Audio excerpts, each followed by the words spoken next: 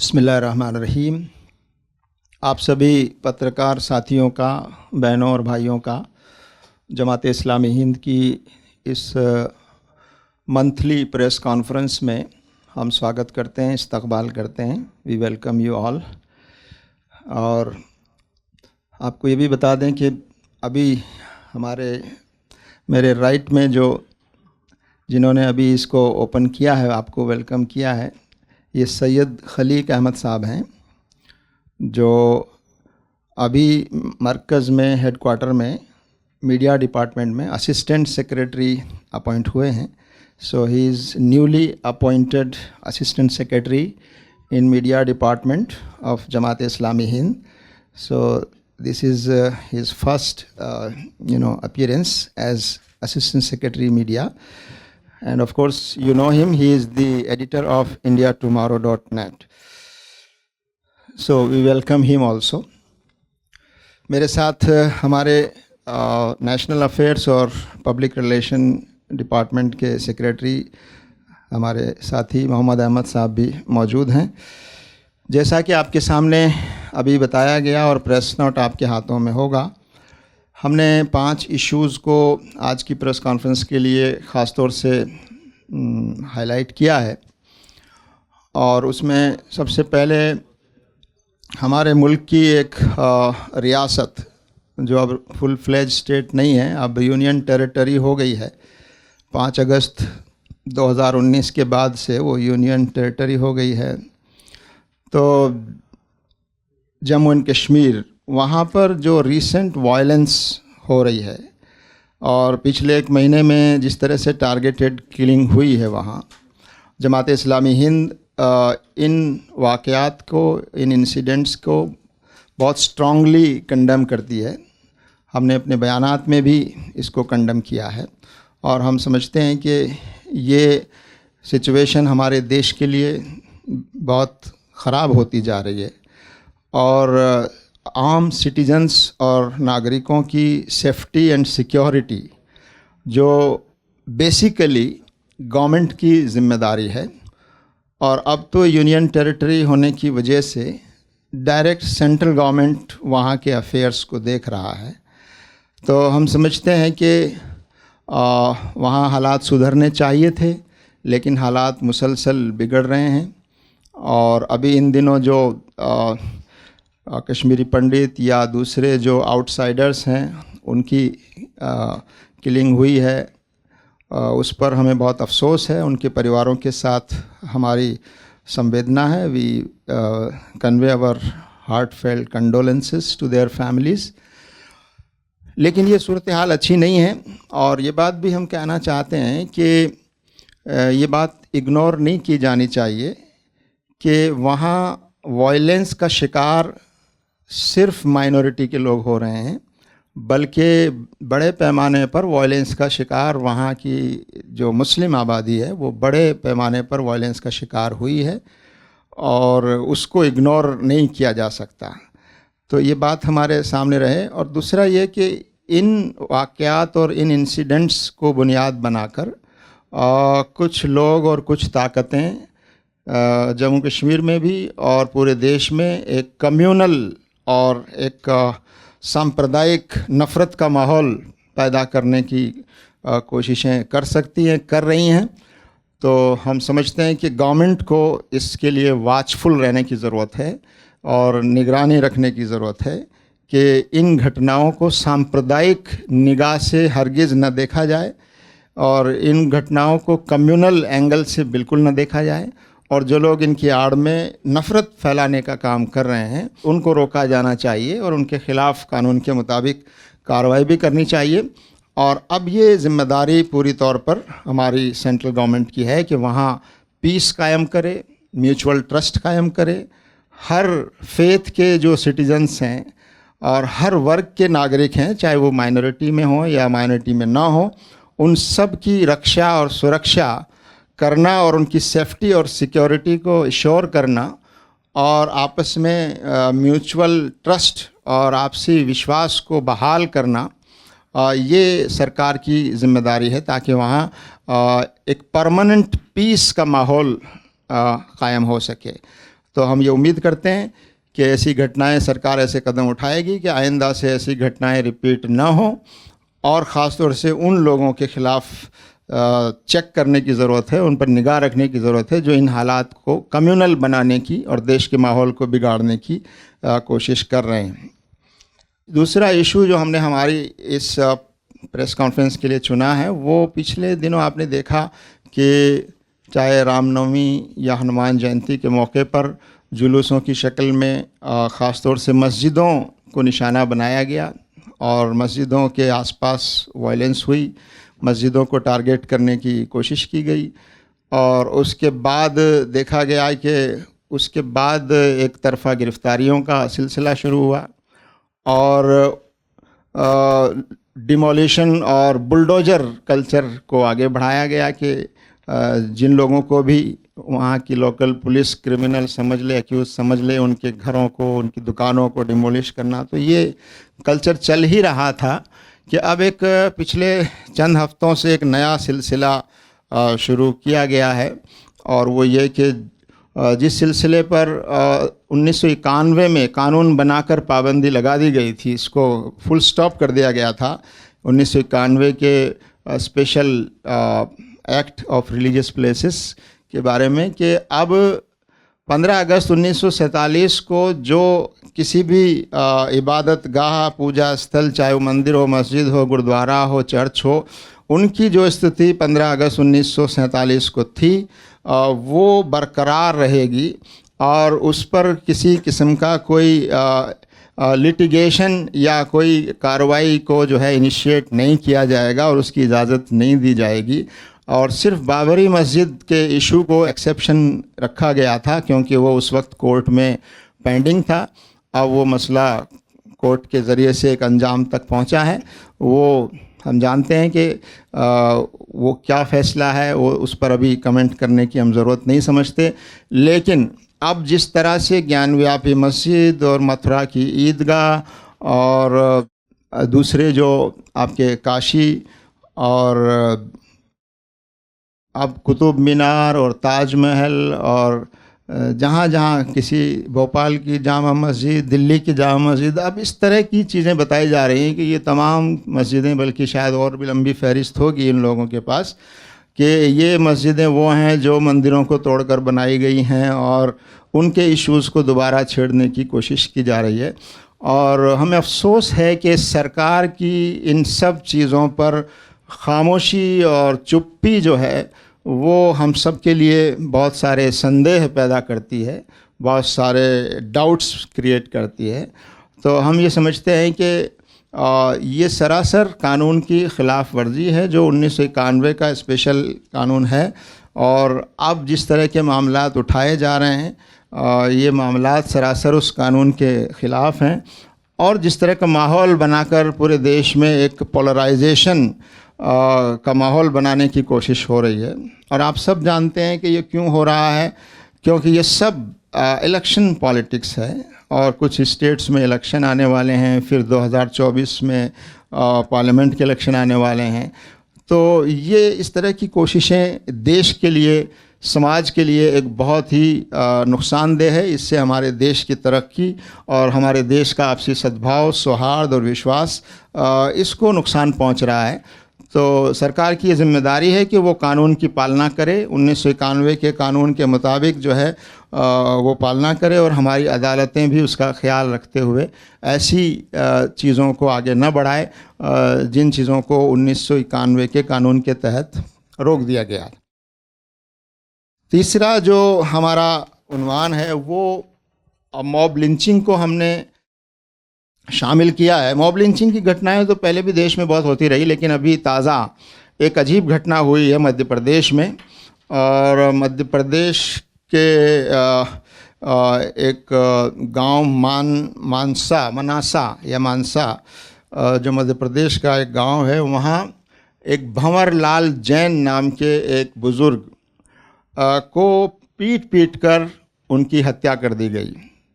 और जो video viral हुआ उनकी पिटाई का वो बनाया गया, इससे साफ जाहिर है कि पीटने वालों ने बाकायदा वीडियो बनाया एक मकसद के तहत और उसमें साफ तौर पर ये बताया जा रहा है कि वो मारने वाला ये कह रहा है कि तुम्हारा नाम मोहम्मद है, तुम्हारा नाम मोहम्मद है, और उनसे कहा जा रहा है कि तुम अपना आईडी दिखाओ, फलां दिखाओ। और वो आदमी मेंटली नॉर्मल आदमी नहीं है, वो जवाब नहीं दे पा रहा है, वो बात नहीं कर पा रहा है ठीक से, और उसको मुसलमान समझकर उसकी बेरहमी से पिटाई की गई और उसकी हत्या हो गई, मौत हो गई। और जिस व्यक्ति का उसमें पहचान हुई है वीडियो में, वो आप जानते हैं कि एक पॉलिटिकल पार्टी का लोकल लीडर है, नेता है। और हालांकि कुछ कार्रवाई हुई है, लेकिन हमको ये लग रहा है कि वो कार्रवाई जो है वो ठीक से नहीं हो रही है और उसको बचाने की कोशिश हो रही है। और जो संदेश जाना चाहिए देश में कि आखिर पहली बात तो किसी को भी मॉब लिंच करना, चाहे वो मुसलमान ही क्यों ना हो, उसको भी मॉब लिंच करना कितना बड़ा क्राइम है। दूसरा ये कि एक मिस्टेकन आइडेंटिटी के साथ जिस तरह से मॉब लिंचिंग हुई है, हमें भंवरलाल जैन साहब का जो परिवार है उनके साथ पूरी हमदर्दी है और उनके परिवार को हम अपनी कंडोलेंसेस कन्वे करते हैं। और हम उम्मीद करते हैं कि सरकार जो है उनके साथ न्याय करेगी और जो कल्प्रिट है, जो सामने आ गया है, बिल्कुल उनको बचाने की कोशिश नहीं होगी, बल्कि उनको ऐसी सज़ा मिले जिससे आगे ऐसी घटनाएं न होने पाएँ।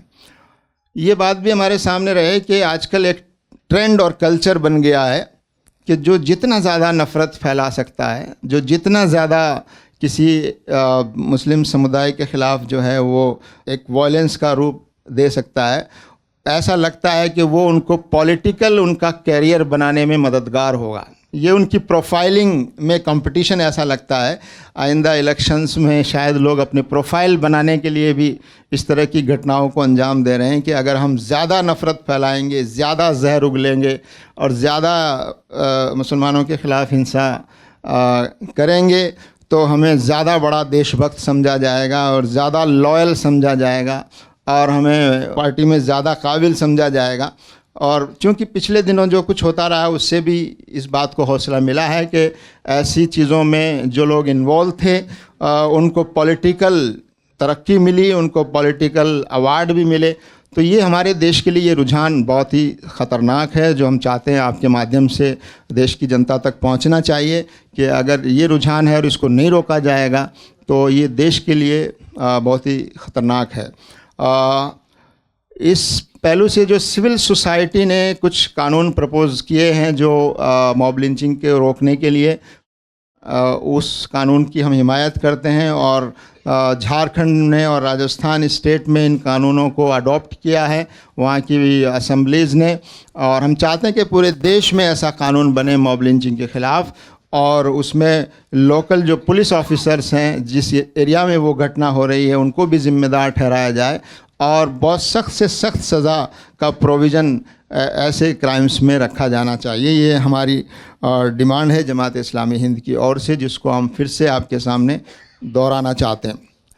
हाल ही में सुप्रीम कोर्ट ने एक रिमार्क प्रोस्टिट्यूशन के बारे में दिया है और वो जमात इस्लामी हिंद उसको एक बहुत ही ख़तरनाक समझती है सामाजिक तौर पर, और हम इस बात से एग्री करते हैं। और संविधान की जो सेक्शन 21 है, 21 आर्टिकल 21 है, जिसमें एक डिग्निफाइड लाइफ को अश्योर करने की बात कही गई है सबके लिए, उसको हम सपोर्ट करते हैं कि every citizen has a right to live a dignified life and profession. लेकिन उसको जहाँ प्रोस्टिट्यूशन से जोड़ा गया है और ये कहा गया है कि पुलिस को चाहिए कि वो उनके साथ जो है डिग्निफाइड सलूक करें, और फिर हमारा जो कानून है वो एक तरह से इनडायरेक्टली इस प्रोफेशन को लीगलाइज करता है और एक तरह से उसको परमिट करता है, और बल्कि ये कहता है कि ऐसे जो प्रोस्टिट्यूशन सेंटर्स हैं वो आम आबादियों से दूर होने चाहिए ताकि सोसाइटी पर उसका बुरा असर न पड़े। ये बात मानते हुए अदालत ये कहती है, तो जमात इस्लामी हिंद ये समझती है कि चाहे अपनी मर्ज़ी से ये प्रोफेशन अपनाया जाए या चाहे अपनी मर्ज़ी से इस तरह के सेक्सुअल रिलेशन को एक तरह से अपनाया जाए, उसको हम गलत समझते हैं। और ये सिर्फ़ औरतों के लिए कि डिग्निटी का सवाल नहीं है, बल्कि ये ह्यूमन डिग्निटी को भी नीचा करने वाला है कि हम ऐसे प्रोफेशन को अलाउ करें और ऐसे जिसमें बच्चियां, मासूम बच्चियां इस प्रोफेशन में धकेल दी जाती हैं, लड़कियों की ट्रैफिकिंग होती है, औरतें मजबूर कर दी जाती हैं गरीबी और दूसरी और मजबूरियों की बिना पर। तो ये औरतों पर सरासर ज़्यादती है। बजाय इसके कि हम उनके लिए कोई अल्टरनेट एम्प्लॉयमेंट तलाश करें, बजाय इसके कि हम उनकी डिग्निफाइड लाइफ की ज़िम्मेदारी सरकार ले और उनको एक डिग्निफाइड लाइफ देने की कोशिश करे, और हम उस प्रोफेशन को ही लीगलाइज करने की कोशिश कर रहे हैं, जिससे समाज और देश को मैं समझता हूँ बहुत बड़ा नुकसान हो रहा है और होगा। तो इस पर जमात इस्लामी हिंद का ये सख्त रिएक्शन है कि एक कानून बनना चाहिए, साफ़ तौर पर स्पष्ट रूप से इस प्रोफेशन को इल्लीगल करार दिया जाना चाहिए, और इस प्रोफेशन को इल्लीगल करार देने की हम डिमांड करते हैं और आपके माध्यम से हम सरकार तक ये बात पहुंचाना चाहते हैं। आखिर में हमने ये बात कही है कि जो इस तरह के इमोशनल इश्यूज और मंदिर मस्जिद के इश्यूज़ और नफ़रत की घटनाओं में देश को इस तरह से उलझा दिया गया है कि हमारी जो असल समस्याएं हैं उनकी तरफ से ध्यान हट रहा है, और हमारी जो इकोनॉमिक सिचुएशन है वो बराबर जो है वो ख़राब होती जा रही है। हम ये कह सकते हैं, एक रिपोर्ट में कहा गया कि we are the fastest growing economy. तो एक स्टैटिस्टिक्स के मुताबिक हम फास्टेस्ट ग्रोइंग इकोनॉमी हैं, लेकिन इसके बावजूद इन्फ्लेशन बढ़ रहा है, और आप देख रहे हैं कि जो फूड प्राइसेस हैं उन पर 7.3% इन्फ्लेशन बढ़ा है, और अनएम्प्लॉयमेंट रेट जो है वो 7.83 हो गया है, और बराबर ये चीज़ें बढ़ती चली जा रही हैं। तो ये हमारे देश के लिए बहुत ही चिंता की बात है कि हम अपनी इकोनॉमी को, अपनी आर्थिक व्यवस्था को संभाल नहीं पा रहे हैं। अनएम्प्लॉयमेंट बढ़ता जा रहा है, हम रोज़गार क्रिएट नहीं कर पा रहे हैं, और लोगों के लिए जो ज़रूरत की चीज़ें हैं उनको सस्ता नहीं कर पा रहे हैं। डीजल और पेट्रोल के दाम हम देख रहे हैं कि कितने बढ़ गए हैं। तो ये सब चीज़ें हम सब के लिए चिंता की बात। एक और रिपोर्ट जारी हुई है जिसमें ये रिपोर्ट है, ट्रांसपेरेंसी इंटरनेशनल की रिपोर्ट है, और जिसमें 180 कंट्रीज़ को उनके एक लिस्ट बनाई गई है, और वो है करप्शन परसेप्शन इंडेक्स, और उसमें हमारे देश का जो रैंक है वो 85 है।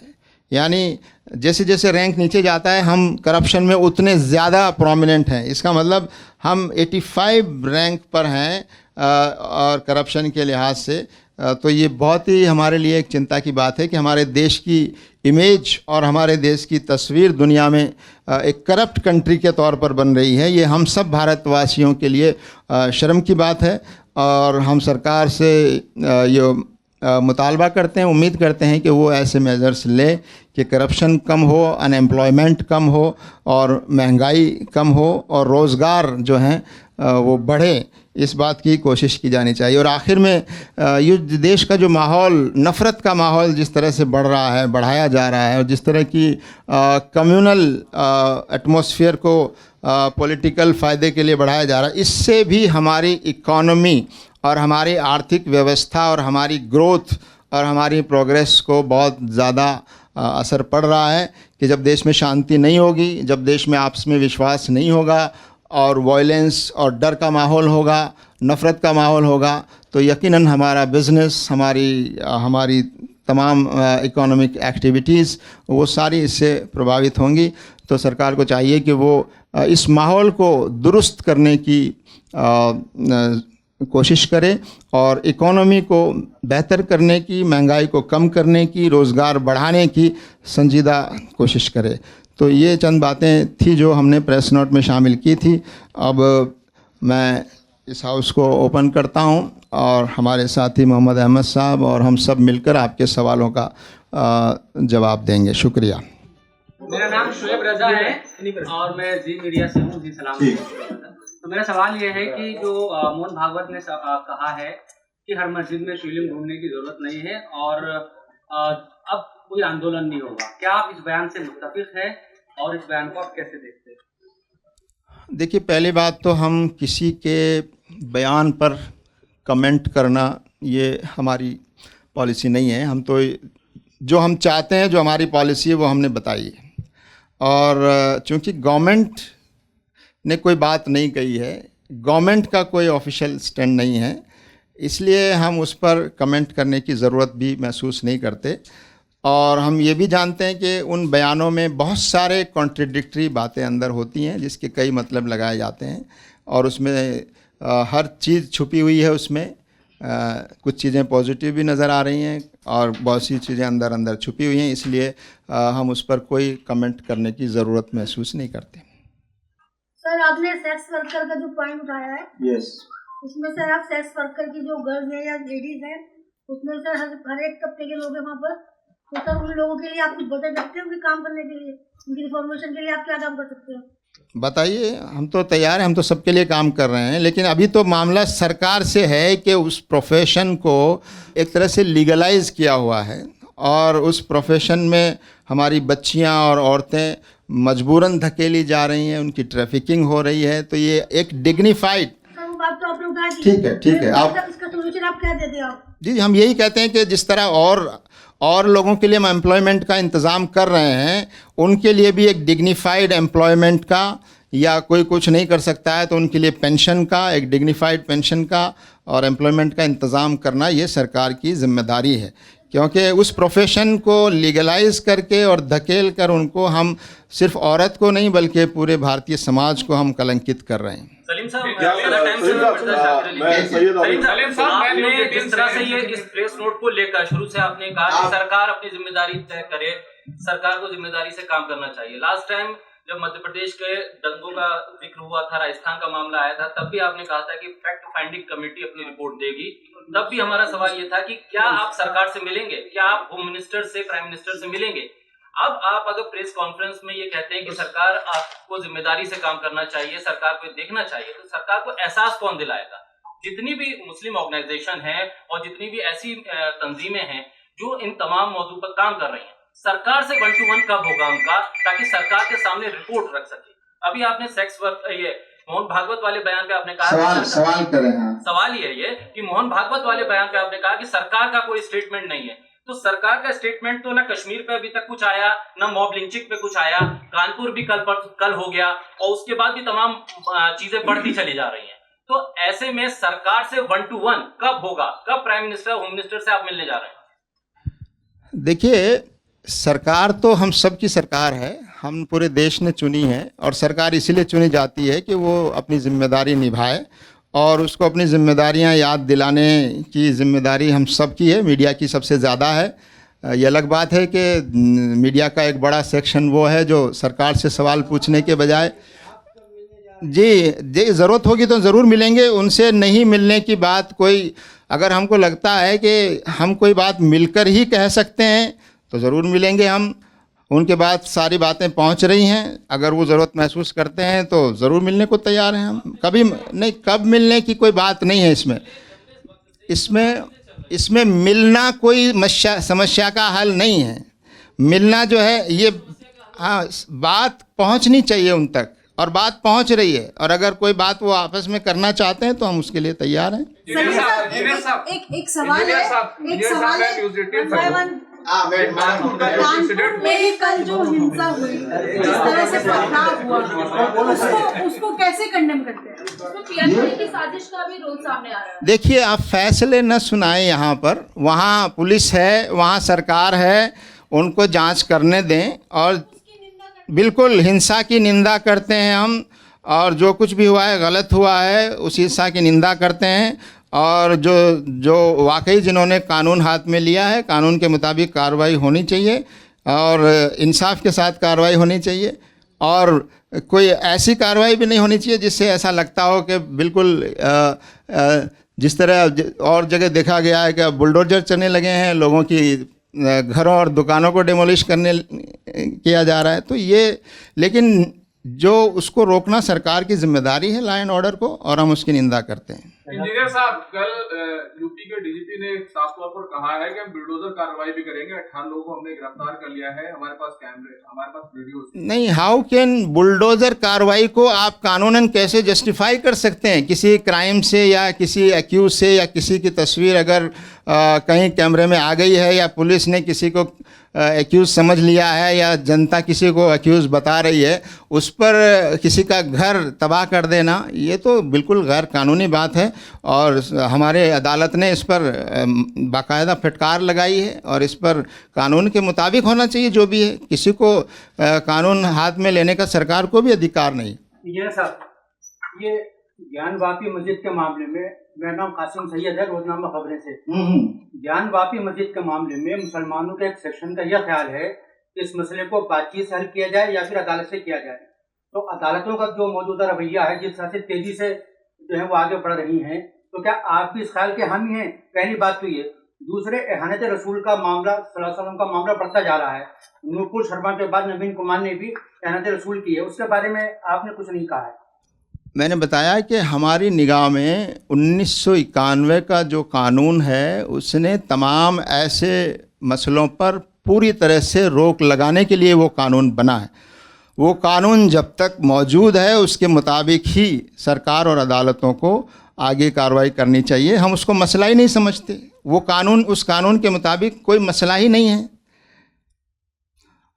और दूसरी बात, उस पर हमारा बयान भी आ चुका है। ये जो एक माहौल को गरमाने के लिए और नफ़रत पैदा करने के लिए और अपने आप को पॉलिटिकली ऊपर उठाने के लिए जिस तरह से लोग इस तरह की जज्बाती चीज़ों का सहारा ले रहे हैं, वो कानून के ख़िलाफ़ है। सरकार की जिम्मेदारी है कि ऐसे लोगों के ख़िलाफ़ कार्रवाई करे और ऐसे चैनल्स पर और ऐसे जो लोग उसको बढ़ावा दे रहे हैं उनके ख़िलाफ़ भी कार्रवाई करने की हमने डिमांड की है।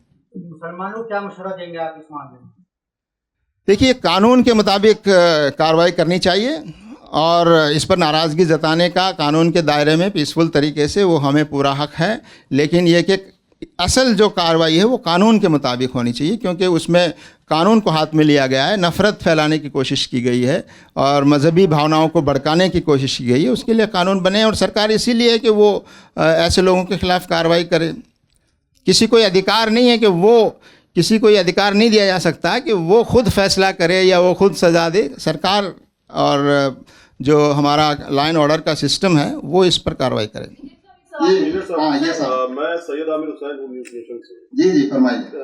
सवाल ये है कि जम्मू कश्मीर में देखा गया कि बड़ी संख्या में अब हिंसा हुई है। एक बार फिर से 1991 से पहले वाला जो मामला था फिर से सामने आ रहा है। बड़ी संख्या में जो कश्मीरी पंडित है या फिर हिंदू हैं वो वहाँ से पलायन भी कर रहे हैं इस बात को लेकर के कि उनको इस बात का डर है कि कहीं उनको फिर निशाना ना बनाया जाए।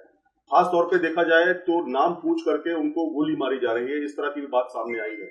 किस तरह से आप जम्मू कश्मीर के मसले को देखते हैं और आपका रुख इस पर क्या है? क्या ऐसे में उन लोगों को वहीं पर रहना चाहिए, क्या आप ये कहना चाहेंगे, या फिर इस पर सरकार को कड़ी कार्रवाई करके जो दोषी है उनको पकड़ना चाहिए?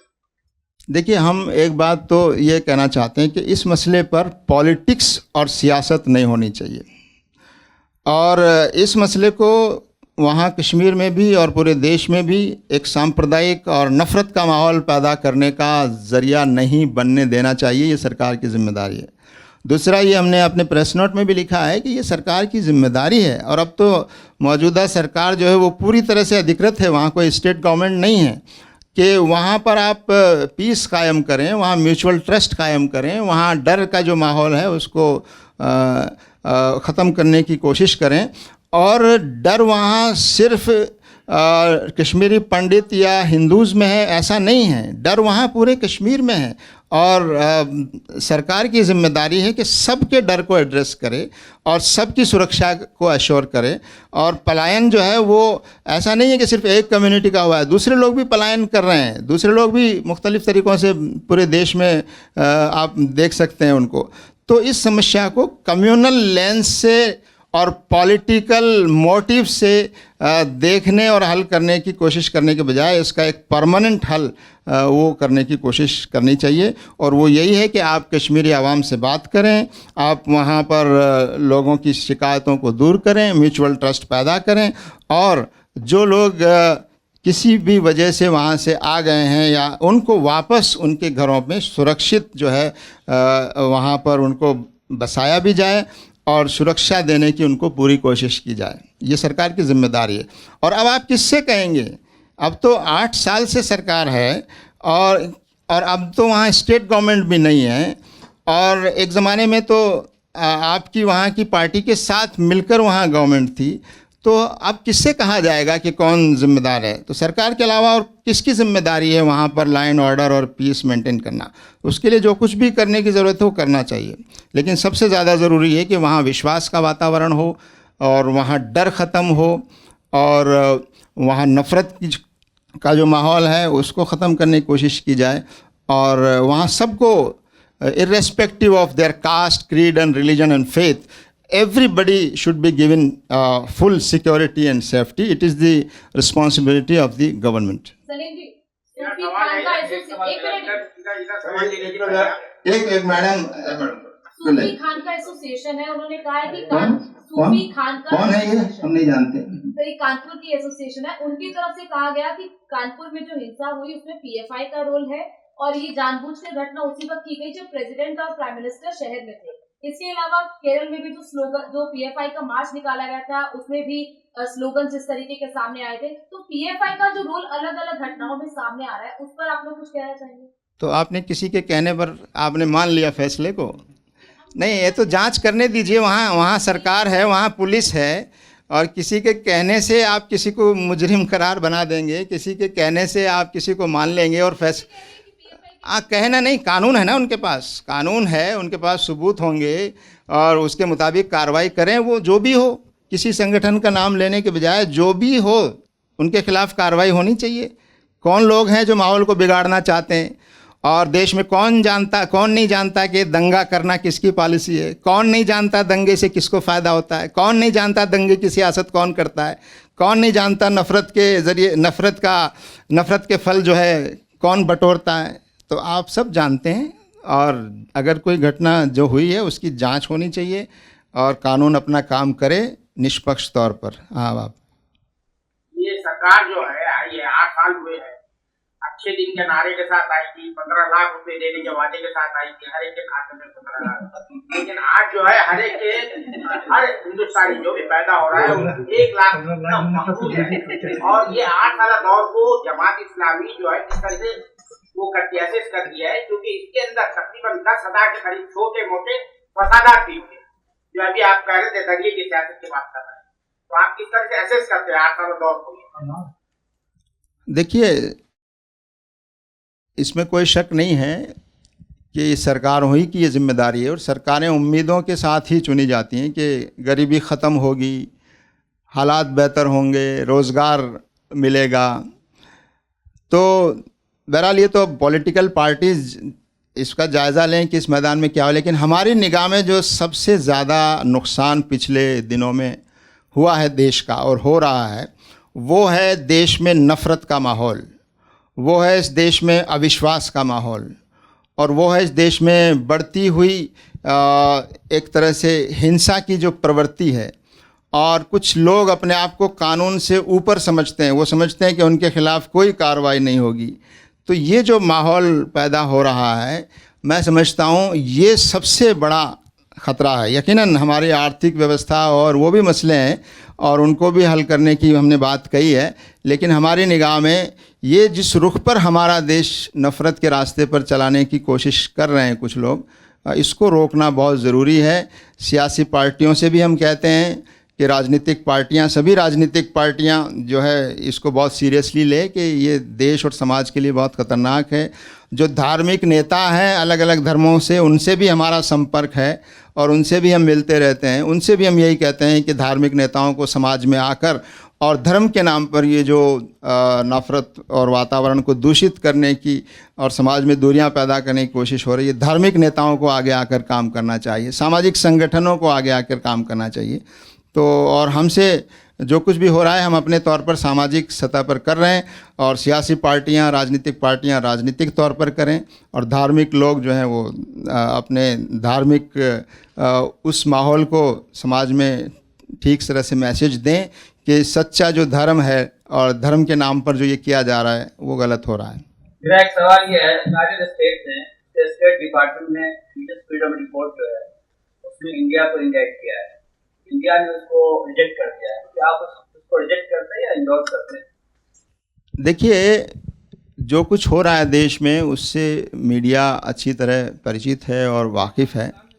बिल्कुल हम समझते हैं कि जो कुछ यहाँ रिलीजियस माइनॉरिटीज़ के साथ हो रहा है और जिस तरह से ख़ास तौर से मुसलमानों के साथ पिछले कुछ वक्त से हो रहा है, हमारे ईसाई भाइयों के साथ जिस तरह का बर्ताव हो रहा है और मज़हबी जो हमारी इबादत गाहें हैं उनको जिस तरह से निशाना बनाया जा रहा है, तो ये हम सब के लिए, रिपोर्ट तो खैर बराबर आती है लेकिन पूरी दुनिया देख रही है इसको और हमारे देश की 140 करोड़ जनता भी इसको देख रही है कि ये हमारे देश के लिए, समाज के लिए एक अच्छा संकेत नहीं है। और ये रिपोर्टें तो अलग चीज़ें, लेकिन ये बहुत गलत रुख पर हम जा रहे हैं। सर, ये ज्ञान वापी को लेकर के अभी कोर्ट का फैसला अभी आना बाकी है, लेकिन अभी देखा ही जा रहा है कि बहुत सारे वीडियोस सामने आए हैं, जैसा कि कोर्ट ने भी कहा था कि कुछ इस तरह के वीडियोस ना सार्वजनिक किए जाए, लेकिन वो सार्वजनिक हुए और उसमें दिखाया गया कि जो कलाकृतियां हैं अंदर वो दिखाई गई, उसमें त्रिशूल दिखाया गया, उसमें और तमाम चीजें दिखाई गई हैं। अब वहां पर ये हो रहा है कि तमाम जो धार्मिक लोग हैं खासतौर पे वो कह रहे हैं कि अब वहां पे वो पूजा करना चाहते हैं। जैसे कि एक नाम आया था जिनका नाम है अति गुप्तेश्वरानंद, वो वहां पे पूजा करना चाहते हैं। तो इस तरह की चीजें भी अब सामने आने लगी हैं, तो इस पर क्या टेक है आप लोगों का, इसको किस तरह से देखते हैं? देखिए, सबसे पहला तो सवाल ये है कि वो लीक कैसे हुई वो, और इस पर भी चिंता जताई है उसने, कोर्ट ने, कि भाई लीक कैसे हो गई, और अगर लीक हो गई है तो कौन लोग उसको बेस बना करके ये कह रहे हैं। तो हमारा ख्याल ये है कि वो तो पहली बार ये गलती हुआ है कि वो लीक नहीं होनी चाहिए थी, और लीक हुई है तो फिर अब उसकी जांच होगी, उसकी वीडियो की क्या हैसियत है, उसको कैसे बनाया गया और कैसे उसमें कलाकृतियाँ दिखाई गई, जो दिखाई गई, त्रिशूल वगैरह दिखाया गया। तो ये सब अभी तो जांच का विषय है, इस पर हम अभी कुछ नहीं कह सकते, बल्कि कोर्ट ने खुद कहा है, कोर्ट ने ये बात कही है कि ये कैसे लीक हो गया, जो लोग दोषी हैं उनको सज़ा मिलनी चाहिए। एक सेक्रेट चीज़ कह जी, एक पैटर्न है कि भाई कोर्ट अगर सुप्रीम कोर्ट में जाता है उससे ऊंची अदालत कहीं नहीं है। तो अगर सुप्रीम कोर्ट भी ये मानता है कि ठीक है वहां पर ये था, तो इसका मतलब ये हक बनता है। तो क्या जमात इस्लामी हिंद जो है कोर्ट के फैसले पर अमल करेगी, कोर्ट के फैसले को मानेगी, या फिर दूसरे तरह की लड़ाई होगी? नहीं, देखिए, लड़ाई की कोई बात नहीं है। कोर्ट का फैसला अभी कोर्ट में प्रोसेस होने दीजिए पहले, फिर यहाँ पर इस पर गौर होगा कि हमें आगे क्या करना है और कैसे करना है। सही बात तो ये है कि शुरू से ये बात आई थी कि 91 का स्टेटस को जो है मसले को हल करता है, सलूशन उसका जो है, लेकिन आप 91 के कानून के मुताबिक उसको नहीं मान रहे हैं और आप कहते हैं कि नहीं, उसको देखा जाएगा कहाँ पर क्या मूर्तियाँ थीं, किसके नीचे थी। तो फिर अब तो एक लंबी लिस्ट है उसकी, तो अभी तो अब इसके बारे में हम कुछ नहीं कह सकते हैं कि कोर्ट के फैसले भी अब कुछ इस तरह के आ रहे हैं जिस पर इत्मीनान नहीं है लोगों को, कि कोर्ट के फैसलों में भी सही सूरत हाल नहीं होती है। असम की सरकार ने मदरसों को स्कूल में तब्दील करने का फैसला किया है और हाई कोर्ट के बाद अब सुप्रीम कोर्ट मामला आ गया, मुसलमान चाह रहे हैं कि मदरसा ही रहे। दूसरी तरफ यही मौलाना महमूद मदनी साहब ने कहा है कि सरकार को चाहिए मदरसों को किराम देना बंद कर दे, सरकार को अगर फिक्र है मुसलमानों की तो मुस्लिम मोहल्लों में स्कूल कायम करे। तो जमात इस्लामी हिंद किसके साथ है, मौलाना महमूद मदनी के साथ या असम के चीफ मिनिस्टर के साथ? नहीं, हम तो इंसाफ के साथ हैं, और इंसाफ का तकाजा ये है कि जो चीज़ें बरसों से चली आ रही हैं और जिनको सरकारी संरक्षण और सरकारी सपोर्ट हासिल है, उनको बग़ैर किसी कारण के बंद कर देना उस सपोर्ट को।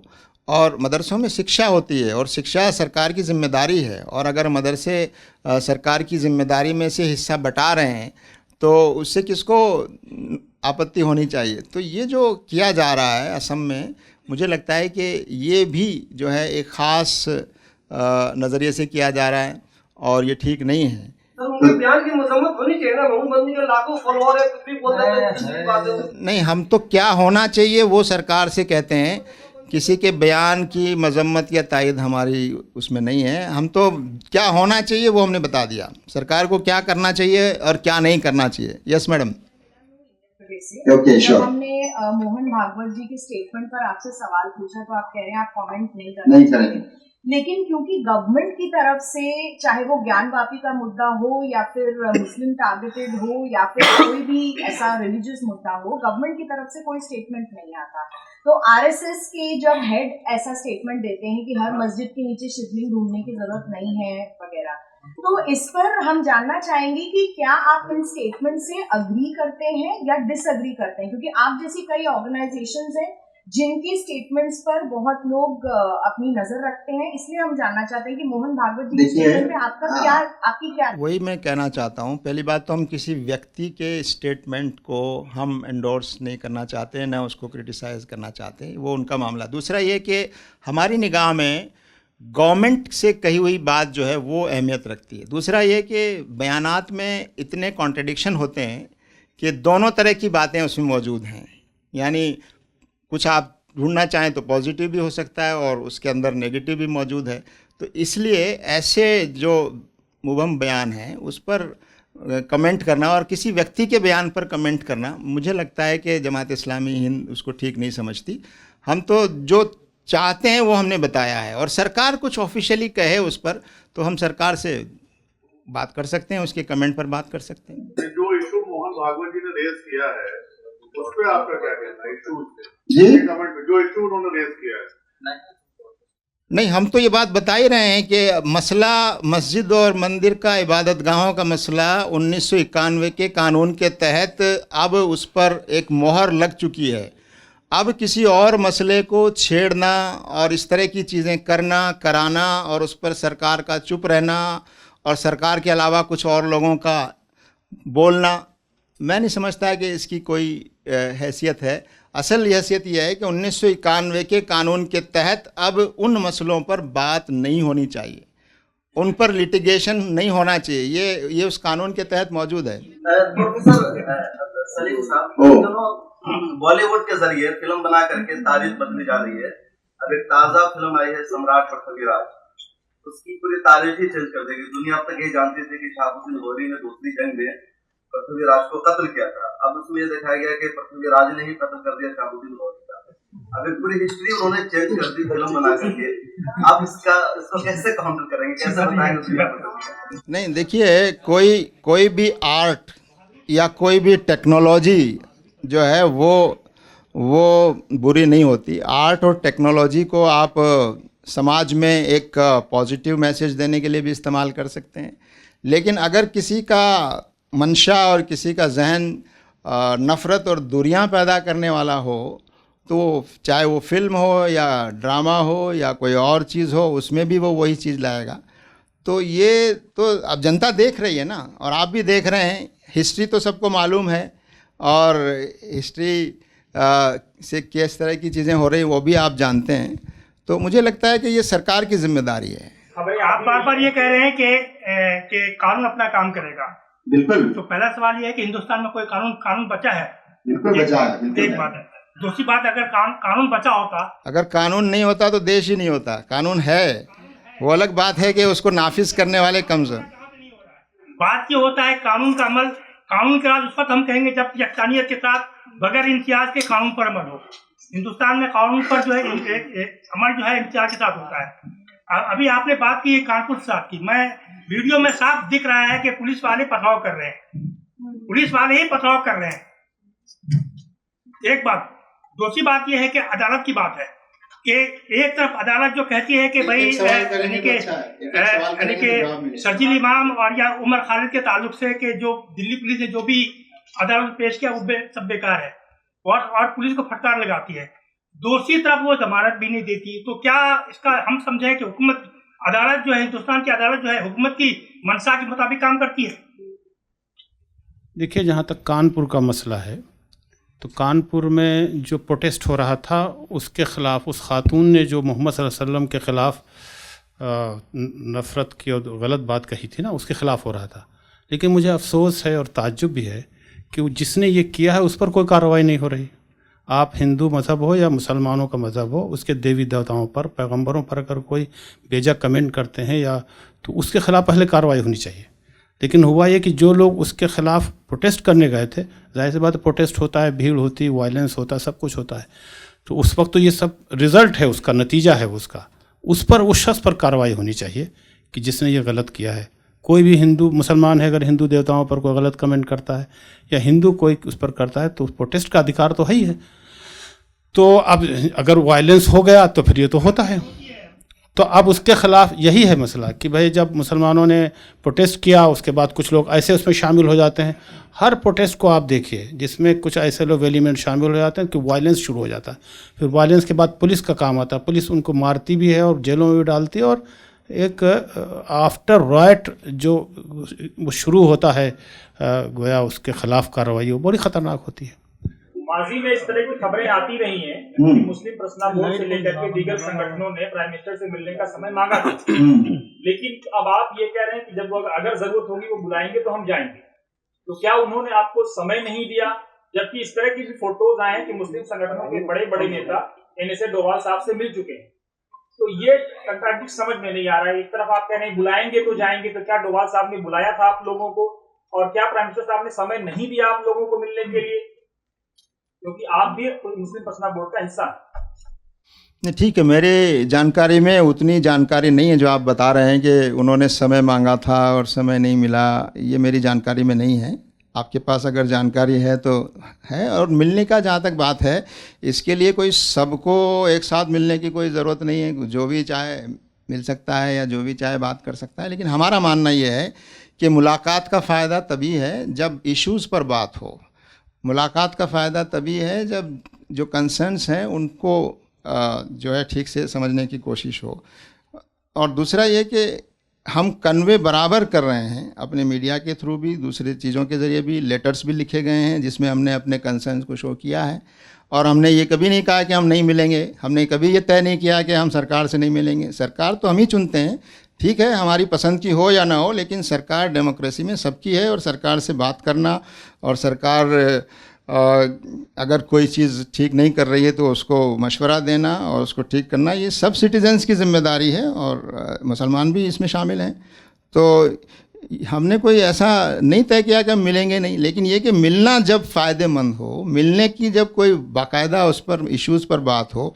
अब कुछ लोग सिर्फ ये दिखाने के लिए या फ़ोटो के लिए अगर मिलना चाहें तो जमात इस्लामी हिंद कम से कम इस तरह की मुलाकात को पसंद नहीं करती, जो सिर्फ दिखाने के लिए और फ़ोटो के लिए हो या जिसमें कोई इशू पर बात ना हो। तो सीरियसली अगर डिस्कशन के लिए मौका मिलता है तो हम ज़रूर जाएंगे, और ऐसे किसी मौके को हम गंवाएंगे नहीं। मैं ज़मीर हाशमी हाँ, श्योर जानना चाहता हूं कि आपने दो चीज़ों पर अपना वक्त रखा। एक चीज जो कोर्ट में है ज्ञानवापी का इशू, और दूसरा जो नुपुर शर्मा या इस तरह के लोग जो तौहीन रिसालत कर रहे हैं। तो दो चीजों, आपने कहा कि कोर्ट अपना काम करेगी, कोर्ट ने बाबरी मस्जिद इशू पर भी काम किया है, कोर्ट ने दूसरे इशू पर भी काम किया है जिससे मुसलमान मुतमईन नहीं हुए। ये अलग बात है कि उन्होंने उसको कबूल किया। यहाँ होता ये रहा है कि पहले पब्लिक परसेप्शन बनाया जाता है और फिर अवामी राय के मुताबिक सबूतों को एक तरफ रख के फैसला कर दिया जाता है। यहाँ सोशल मीडिया से पब्लिक परसेप्शन बनाया जा रहा है, वीडियोस लीक किए जा रहे हैं, वो वीडियो सच्चे हैं कि झूठे। आपने कह दिया कोर्ट काम करेगी, सरकार काम करेगी, लेकिन जो पब्लिक परसेप्शन बन रहा है वो उनकी मर्जी से ही बन रहा है। इसको काउंटर करने के लिए जमात इस्लामी क्या सोचता है? देखिए, आपने तो इस मसले को बहुत गहराई तक समझ लिया है, और हम भी आपकी उस सतह पर हैं। तो कोशिश ये तो ठीक है कि ये बात सब जान रहे हैं कि ये मसला क्या है और क्यों उठाया जा रहा है। और जहाँ तक अदालतों की बात है, एक डेमोक्रेसी में जब डिस्प्यूट होता है तो अदालतों में जाना ही पड़ता है, और अदालतें कानून के मुताबिक काम करती हैं। अदालतों का फ़ैसला सही हो, गलत हो, इंसाफ पर हो, इंसाफ पर न हो, इसकी गुंजाइश रहती है। छोटी अदालत के फ़ैसले को बड़ी अदालत में, उससे बड़ी अदालत में, बेंच में, आगे अपील, उसके कई मरहले हैं। इसके बावजूद भी सिस्टम को तो फॉलो करना पड़ेगा। लेकिन जो अभी जो मसला चल रहा है ज्ञानव्यापी और दूसरी मसाजिद का, उसके बारे में हमारा कहना यह है कि कानून के मुताबिक इन मसलों पर लिटिगेशन ही अलाउड नहीं है, ये हम कहना चाहते हैं। नहीं, हम ये कह रहे हैं कि जो पब्लिक परसेप्शन बनाया जा रहा है, ठीक है, वो सरकार नहीं बना रही है, वो कोर्ट नहीं बना रही है, उनके लोग कर रहे हैं। तो आप लोग एक्सपोज कीजिए इसको, मीडिया के लोग एक्सपोज करें कि ये परसेप्शन गलत हो रहा है। और यही बात तो हम कहना चाह रहे हैं। आप जो बातें यहाँ कही जा रही हैं उसको आप पब्लिक तक पहुँचाइए, तो पब्लिक का परसेप्शन पॉजिटिव भी होगा। मीडिया बात करेगी, जो वो कह रहे हैं उनकी बात करेगी, जो आप कहेंगे आपकी बात करेगी। मीडिया उस पर रिसर्च करने नहीं जा रही है। इसका जो है काम जमात इस्लामी को, मुस्लिम मुसलमानों की जमात है, तो वो क्या सोचती है, क्योंकि जो खासतौर से सोशल मीडिया पर जो कैंपेन चलाया जा रहा है वो कोई सरकार नहीं चला रही है, उसको मीडिया भी काउंटर नहीं करेगी, उसको काउंटर आपको करना है। नहीं, सबकी जिम्मेदारी है। जो गलत बातें मीडिया पे, सोशल मीडिया पे चल रही है उसको कंटेन करना सबकी जिम्मेदारी है। जमात इस्लामी भी अपने तौर पर कोशिश कर रही है और आज की ये प्रेस कॉन्फ्रेंस भी उस कोशिश का एक हिस्सा है। कम से कम कुछ लोग जो यहाँ बैठे हैं उनका परसेप्शन तो कम से कम थोड़ा ठीक हो, और ये जितना आगे तक ले जा सकते हैं उस परसेप्शन को करें। तो जो जितना कर सकता है उतना करेगा। हमने ये दावा नहीं किया और हम कर सकते हैं कि हम कोई पूरे देश का परसेप्शन बदलने की हम सलाहियत रखते हैं, लेकिन ये कि कोशिश आपको, हमको, सबको अपने अपने लेवल पर करने की ज़रूरत है। जो गलत हो रहा है उसको रोका जाना चाहिए, जो सच छुपाया जा रहा है वो सच बाहर आना चाहिए। अदालतों पर जो भरोसा कमज़ोर हो रहा है वो भरोसा मजबूत होना चाहिए। लेकिन सब के बावजूद देश कानून से चलता है, संविधान से चलता है, और डिस्प्यूट के केसेस में अदालतों में जाना होता है। अदालतें फ़ैसले सुना सकती है, लेकिन ज़रूरी नहीं है कि अदालतें इंसाफ पर मबनी फ़ैसले सुनाए। तो जाहिर है कि फ़ैसले करती अदालत, ज़रूरी नहीं है कि इंसाफ करे। और ऐसे बहुत से वाक़यात पिछले हुए हैं जिसमें फ़ैसले हुए हैं मगर इंसाफ नहीं हुआ। तो हम ये समझते हैं कि इसके बावजूद हमें रास्ता यही अपनाना पड़ेगा। लेकिन ये बात फिर मैं स्पष्ट कर दूं, अभी जो मसले मंदिर मस्जिद के उठाए जा रहे हैं ये, इन पर तो 1991 के कानून के तहत फुल स्टॉप लग चुका है। इनको उठाया जाना उस कानून की खिलाफ वर्जी है। अदालतों को और सरकार को उस कानून के मुताबिक कार्रवाई करनी चाहिए।